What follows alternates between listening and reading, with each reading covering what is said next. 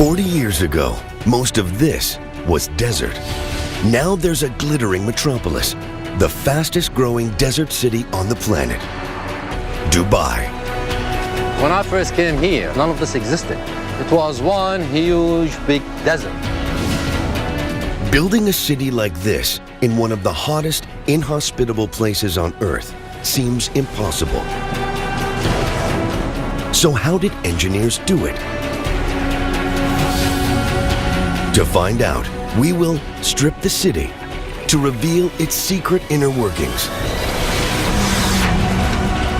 and expose the ingenious technology that allowed engineers to build this jewel in the desert.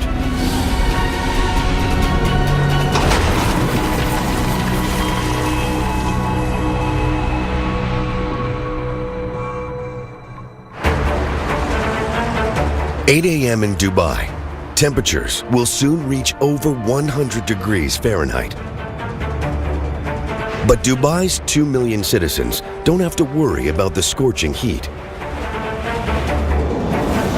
or know much about the technology that keeps them alive. The city's most visible techno-marvel is the Burj Khalifa. Half a mile high, almost twice as tall as the Empire State Building. It's the tallest skyscraper in the world.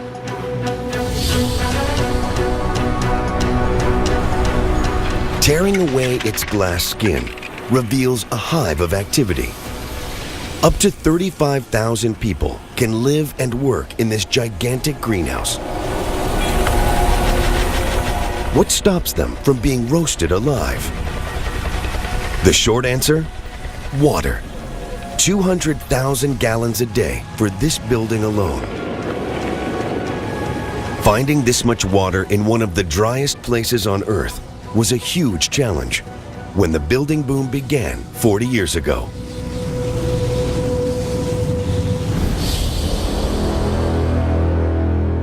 There are no rivers in the city and hardly any rain.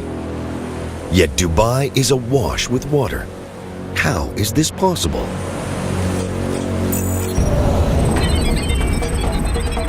The answer lies 50 miles to the east in the Hajar Mountains.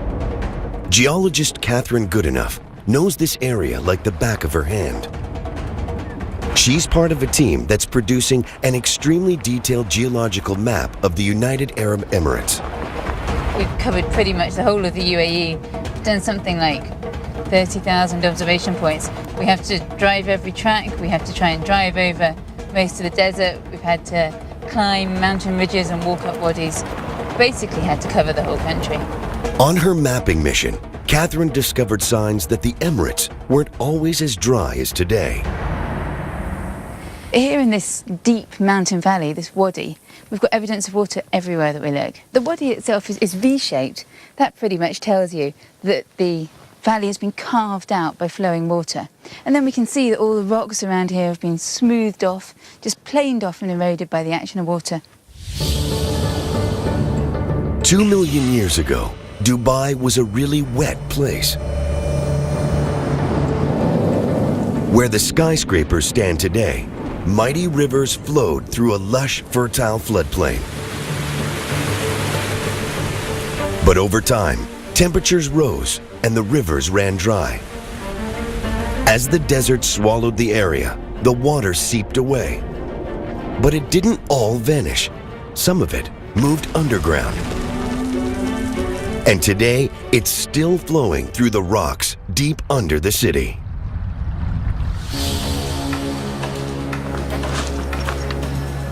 When the water's flowing through the wadis, of course, it's flowing really quickly. But once it gets underground, it starts flowing around between sand grains and pebbles and so on. It moves much more slowly. And also, of course, it can't evaporate as easily because it's not on the surface. So that water can stay there in the ground for thousands of years. And that provided the original source of water for Dubai. The ancient water kick-started Dubai's explosive growth. But it's no longer enough to quench the thirst of this expanding metropolis.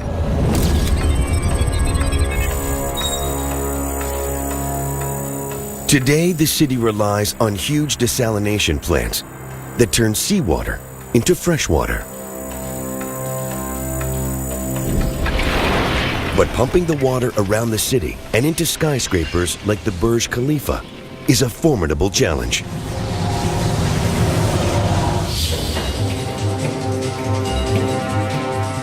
Engineer John Zwetz has overseen the installation of water networks into many of the city's towers. If we're able to just look at the water distribution infrastructure, one would see a myriad, almost like a spaghetti bowl of pipes. Water is distributed to every corner, at every floor, at every level.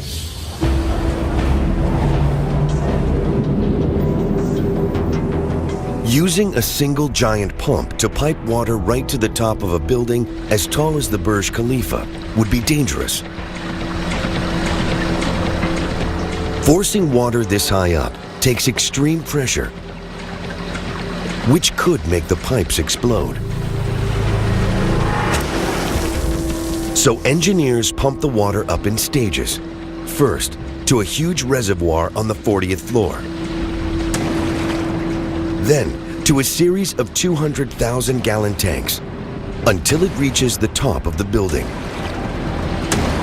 Then the water simply flows back down under its own weight.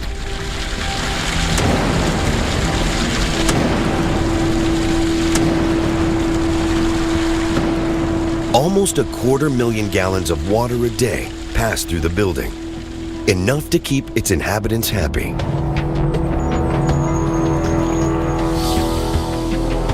Engineers use this clever technology all over the city. Today, John's team is finishing up the water network in the Princess Tower, the world's tallest residential building. They must push water up 100 floors, more than a quarter of a mile. What we're looking at here is the water tank on the 79th floor. When it reaches the 79th floor, it has already been stepped up 3 times. In terms of capacity, what you are seeing here is 300,000 liters of water. If one could strip away all of the layers that hide the water infrastructure, it would become evident just how vast the water engineering in a large city like Dubai is. Dubai has more than 200 skyscrapers, and they're incredibly thirsty. Their glass skins conceal thousands of miles of pipes, sucking millions of gallons of water a minute from pipes buried deep under the sand, shielded from the scorching heat. These steel arteries supply each citizen with 145 gallons of water a day. Water is at the heart of everything in Dubai, and the city's engineers have mastered it. Another massive challenge is keeping Dubai's soaring skyscrapers standing tall on the soft desert sand.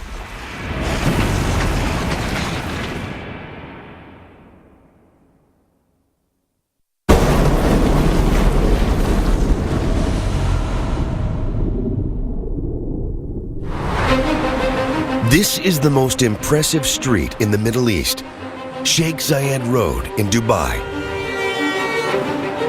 It's crammed with over 50 skyscrapers, more per block than in Manhattan. Each tower weighs up to 250,000 tons.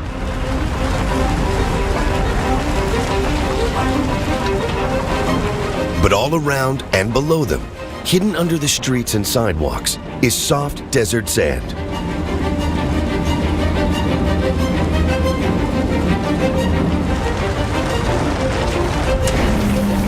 The big challenge for Dubai's engineers is to stop these towers from toppling over.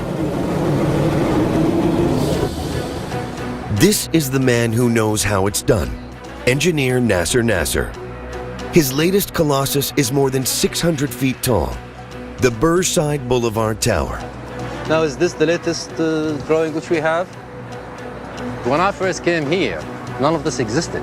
It was one huge big desert. The only way to move around here was only in four-wheel drive. Now look at that. You have one of the most sophisticated and luxurious towns all over the world. The Burnside Boulevard is a steel and concrete Goliath. This building weighs about 100,000 tons. So that's a pretty heavy load. You need some solid foundations to take this load and distribute it. And solid foundations need solid rock to rest on.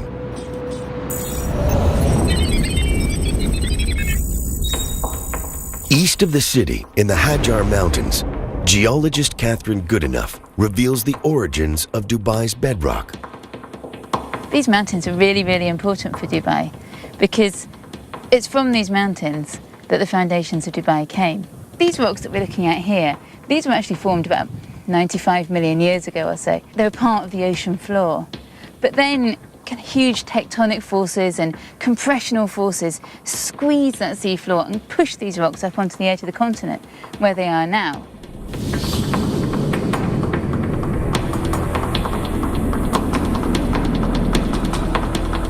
"30 million years ago, a crash of two continental plates thrust the Hajar Mountains 2 miles upwards.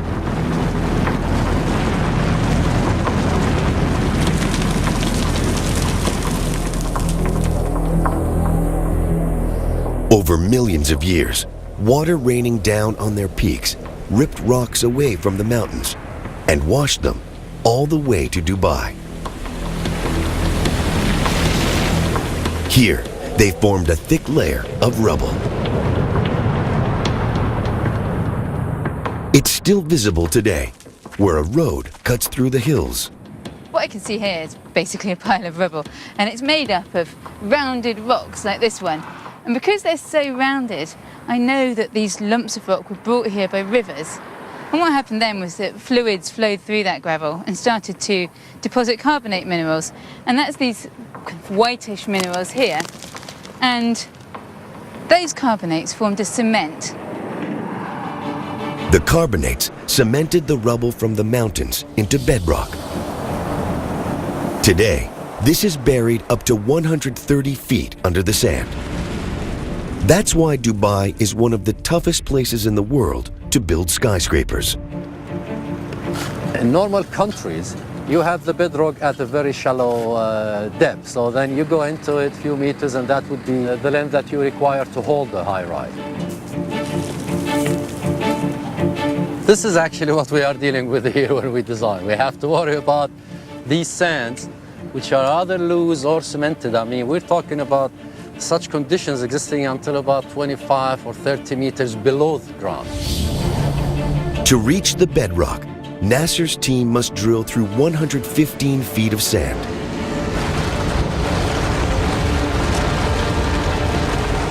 They fill the holes with a thick clay slurry to stop them from caving in. Then they drop in long steel cages and pump 100 tons of concrete into each hole. This hardens into a rigid pillar called a foundation pile.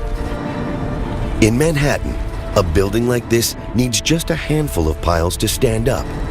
In Dubai, it needs 250. They squash the ground under the skyscraper into a rock-solid foundation.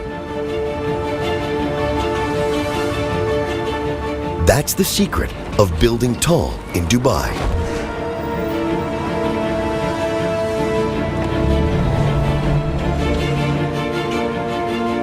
If you actually can visualize it and just look deep into the ground now, you would be actually looking at a concrete jungle with huge poles of 1 meter size. We have about 250 of them under this tower, and they stretch down to about 36 to 40 meters deep. A building like the Burnside Boulevard needs over 75,000 tons of concrete. Casting it in the desert heat is nearly impossible. Imagine in the summer, the temperature outside rotates around 50 degrees Celsius. Now, that is a lot of heat. If you start in the morning, for example, and you hit the high temperatures at 12, 1, 2 o'clock, then your concrete would simply be spoiled. You cannot. You're going to have such big cracks, you're going to have to destroy it.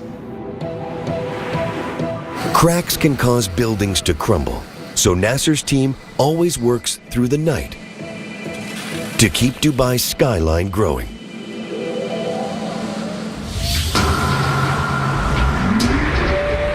There's more concrete per block under Sheikh Zayed Road than almost any other street in the world. But without these piles, Dubai as we know it would not exist.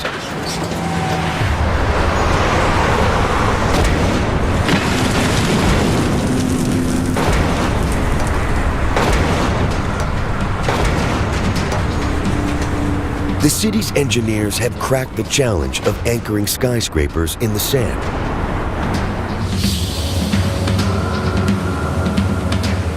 But they must also protect them from the ferocious desert wind.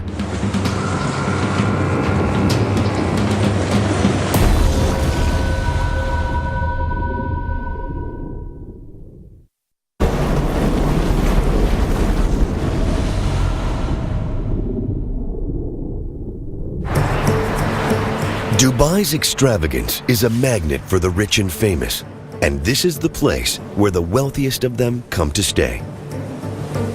The Burj Al Arab, one of the tallest and most expensive hotels in the world. A week in this 7-star palace could set you back $100,000. VIPs arrive 700 feet up on the helipad. Landing here isn't always a breeze.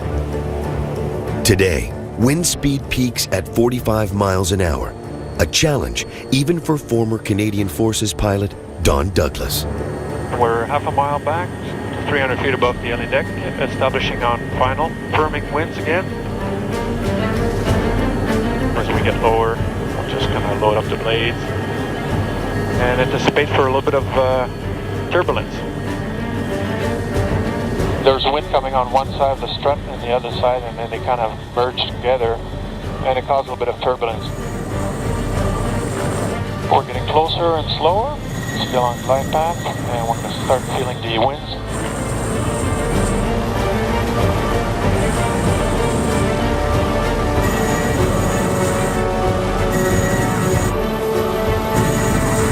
Hope you enjoyed it. Was not too turbulent. Rotor. No. Welcome back to the Burj Al Arab. Warning. Today was hairy, but it can get worse. The wind in Dubai can hit 80 miles an hour. Protecting buildings from these storms is another challenge for the city's engineers.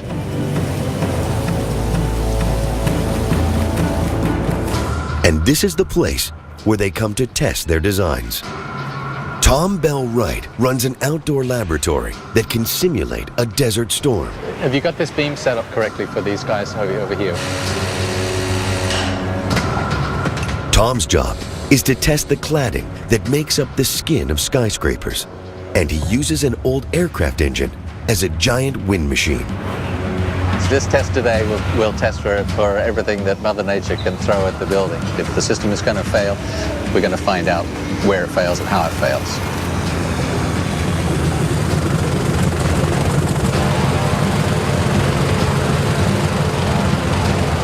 As he brings it up to full speed, it will be generating about 145 kilometers per hour. The crew add water into the mix, so even tiny cracks in the panels show up. If the inspectors spot just a trace of water inside, the design will fail.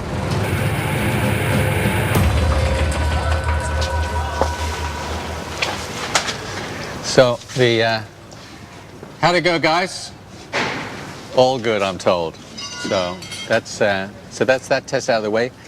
This dynamic test is a great test that are representative of the real weather that we get. It's the kind of forces that buildings have to be built to resist. But it's not enough just to protect the outer parts of a building.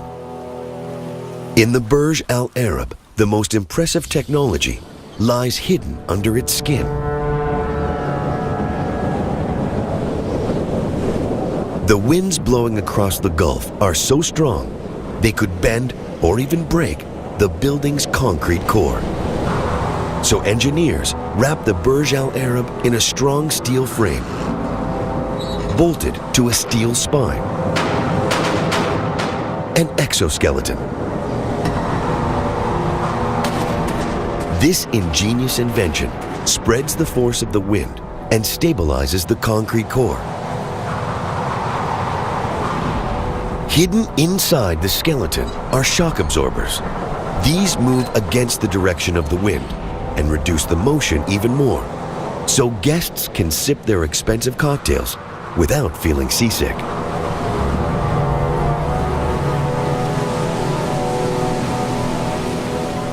But when the winds blow from the desert, there's another threat: sand.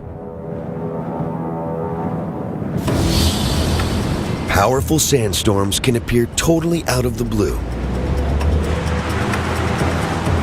They race towards Dubai at ferocious speeds, pelting thousands of tons of sand across the streets.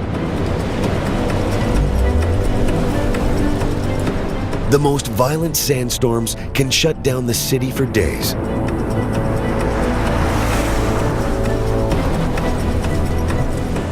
This one, caught on tape, reduces visibility to just a few feet. Sandstorms wreak havoc on anything that's not tied down. They clog gutters, stop traffic, and ground planes. Dubai is in the firing line because it sits on the edge of the largest continuous stretch of sand in the world. The Rub Al Khali Desert. It's not the place you want to be on a stormy day. The visibility just drops to nothing, and driving around in the dunes, you've really got to be able to see where you're going. Catherine has ventured deep into the Rub Al Khali on her mapping mission. She's become a master in the science of dune driving. If I didn't deflate the tyres like this, there'd be a really very high chance of getting stuck. There's a bit more of an adrenaline rush driving in the desert than in the mountains. It's fast and it's furious. Going over the dune now, going over a dune edge, and it's just a question of letting the car drive. There's no point in touching the brakes, because if you do that, you just end up weighing in, and you can end up in all sorts of trouble very quickly.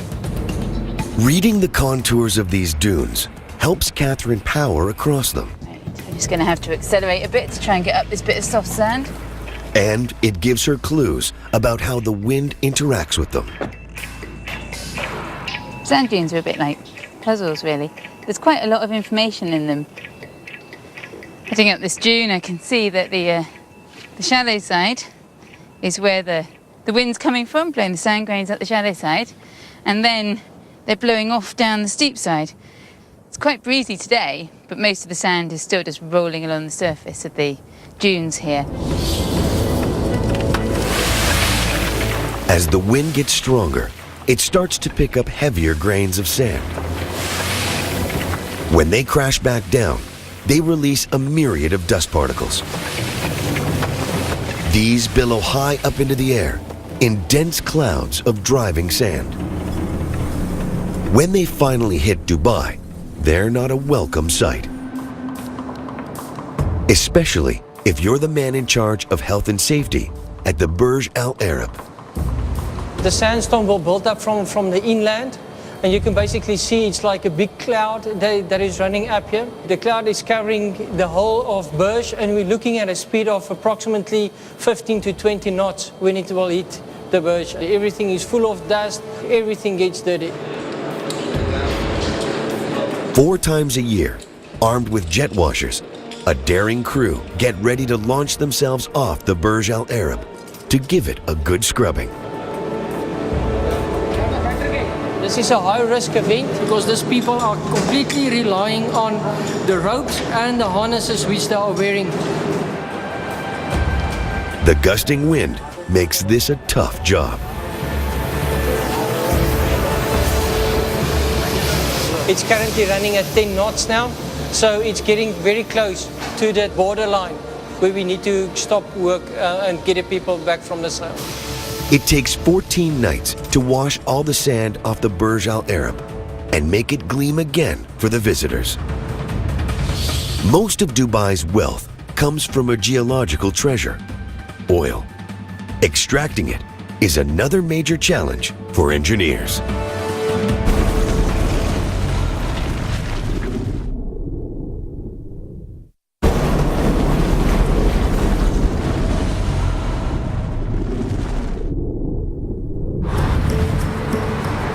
The driving force behind Dubai's incredible growth is oil. The Arabian Gulf region has more of it than anywhere else in the world, but tapping into the black gold is not easy. The waters off Dubai can be over 200 feet deep. And then there's up to 2 miles of sand and rocks sitting on top of the oil fields.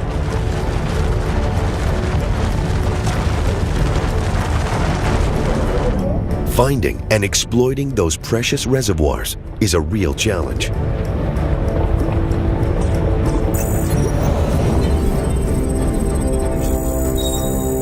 "10 miles from the city, in this construction yard, workers are building oil platforms that can take on the Arabian Gulf. Today, engineer Basil Georgakopoulos is launching a brand new one, called a jack-up rig. The rig that we're building here is specifically designed for this region, the Arabian Gulf, where the water depths range up to about 200 feet. Looks like we're just about to kick off. The jack-up rig is no ordinary oil platform. It's designed to be mobile and hunt for oil. Start rolling, start rolling. Traditional production rigs stand in one spot, fixed to foundations drilled deep into the seafloor.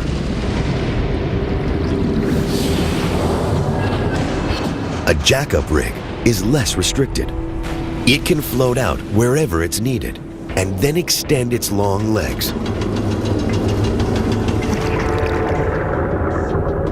Large, flat feet spread its weight safely over the seabed. They hold the rig firm while its drill pierces the rock to tap into the treasure hidden under the Gulf.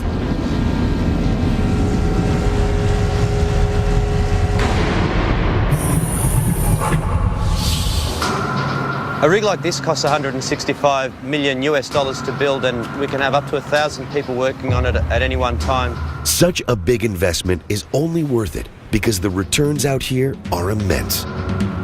The Arabian Gulf holds over 500 billion barrels of oil, the bulk of our planet's known oil reserves. How did so much oil end up in one place? Answers lie 15 miles north of the city, in a shallow lagoon. This is one of the kind of untouched bits of coastline. And I can see kind of zones that would be covered by the tide at high water. The tide has left behind thick layers of algae in the lagoon. It's got very dark, organic-looking stuff here along the tide line. I think this might be what we're looking for.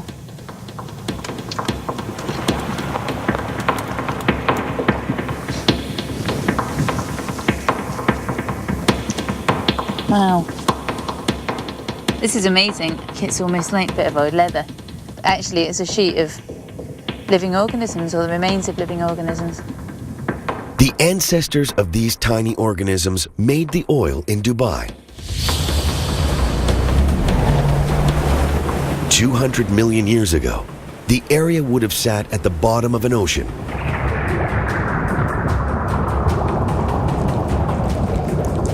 Its warm, shallow waters teemed with microscopic sea creatures. As they died, they formed a carpet of cadavers on the seafloor.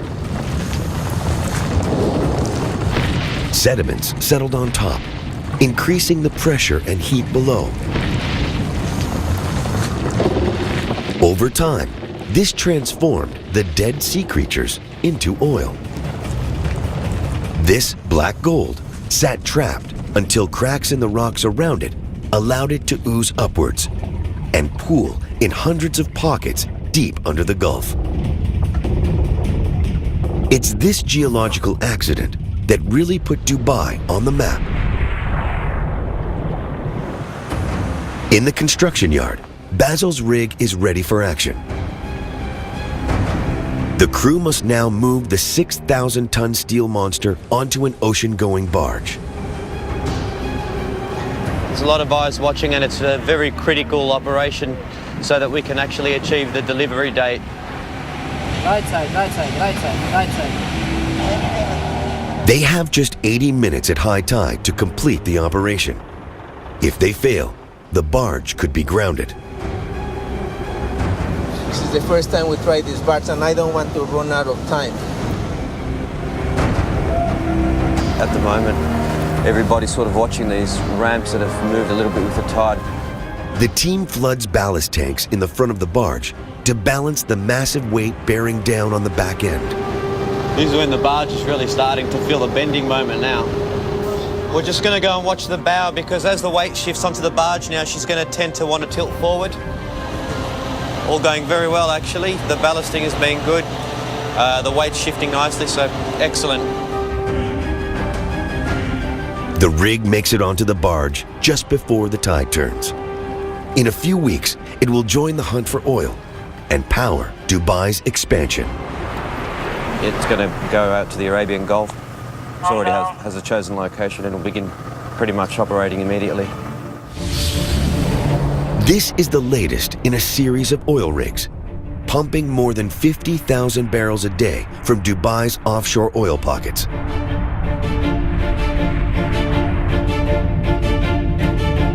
Together, they generate more than $1 billion a year for the city. Oil helped Dubai explode into the thriving economic hub it is today. But as more and more people flock here in search of a paradise retreat, the city is running out of space.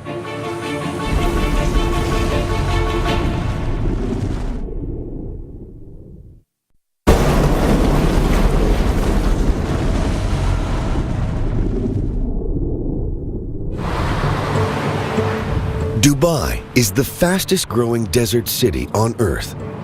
But to attract the super rich and sustain its growth, it needs to offer beachfront real estate, which is in limited supply. So engineers came up with this, the Palm Jumeirah, a man-made island shaped like a giant palm tree.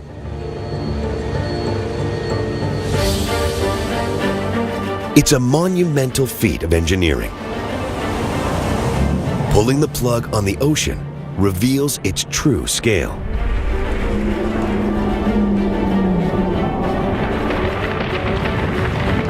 The size of 1,000 football fields. It sits inside a barrier made from over 7 million tons of rock. 150 million tons of sand create space for over 5,000 homes. A luxury island resort built right into the ocean.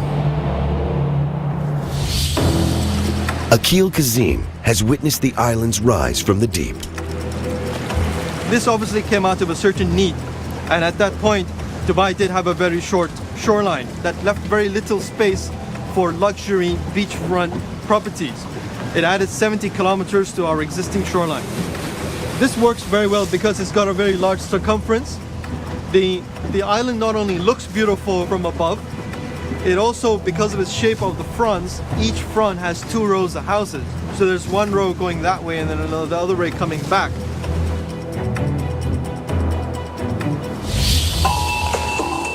Man-made islands like the Palm are the ultimate way to expand the waterfront in Dubai. And this is the type of machine they use to build them. The cutter suction dredger, Khalij Bay. It can rip over 100,000 tons of sand and rock off the seafloor every week. Its secret weapon? This lethal cutter head. On the cutter head, there are the cutter teeth mounted. These are the hammers that break the material.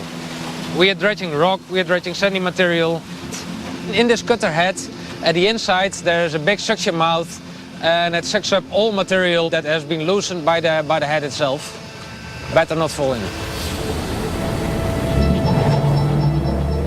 Building an island from scratch takes a whole fleet of dredgers. They must harvest more than 150 million tons of sand. A satellite feeds the exact shape of the island to the ship's navigation systems. Pipes shoot the sand back into the sea until the rough shape of the island rises above the surface. Finally, boats with huge suction pumps smooth out the edges.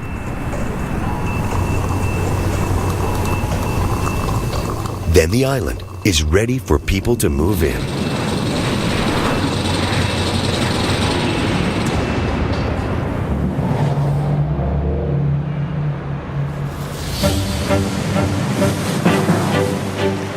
To buy here, you need cash. Lots of it. The best plots sell for up to $50 million. What makes this unique is that it's got a 275-degree view of the sea. And this person has obviously paid a premium for this location. A plot like this would typically go for about 170 million dirhams.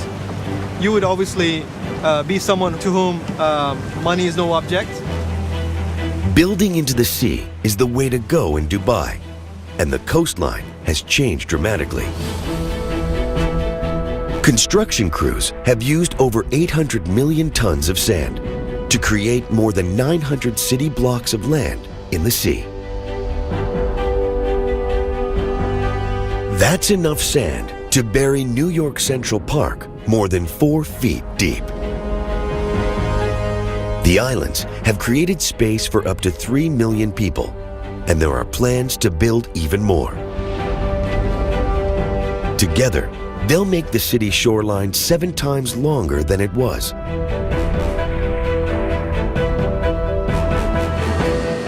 The dredgers have changed the coast of Dubai beyond recognition. But nature is fighting back. The wind and currents threaten to drag the sand back out to sea. Engineers must take drastic action to protect their coastline from the ocean.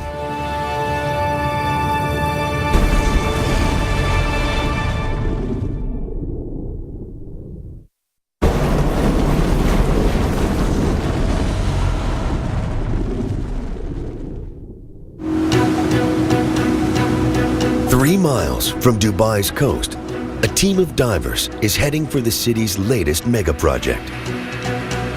The World Islands, 500 million tons of sand sculpted into a map of the globe.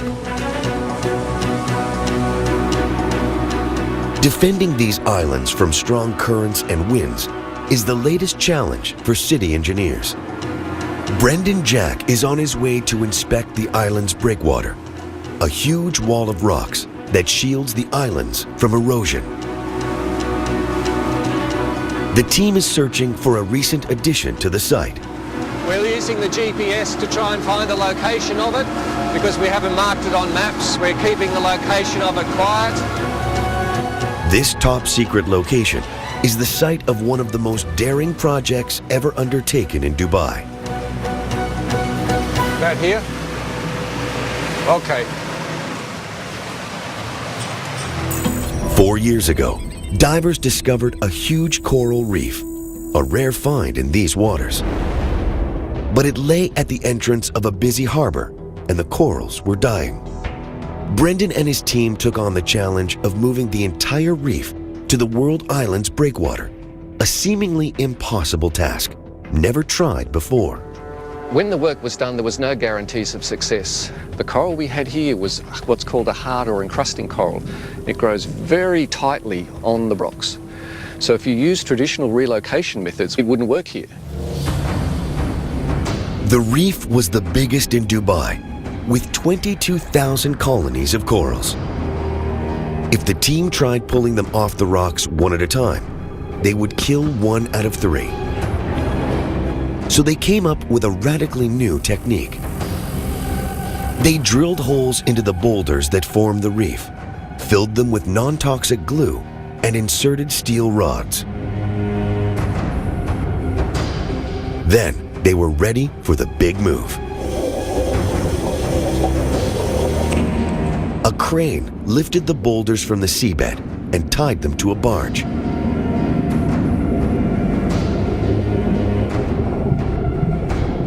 Now the crew could tow the corals 9 miles to their new home, so they never left the water.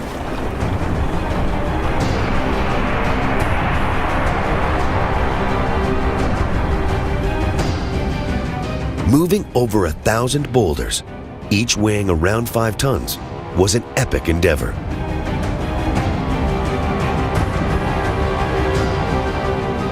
The team had to tow them out to the world islands and gently lower them onto the breakwater, hoping the corals were undamaged.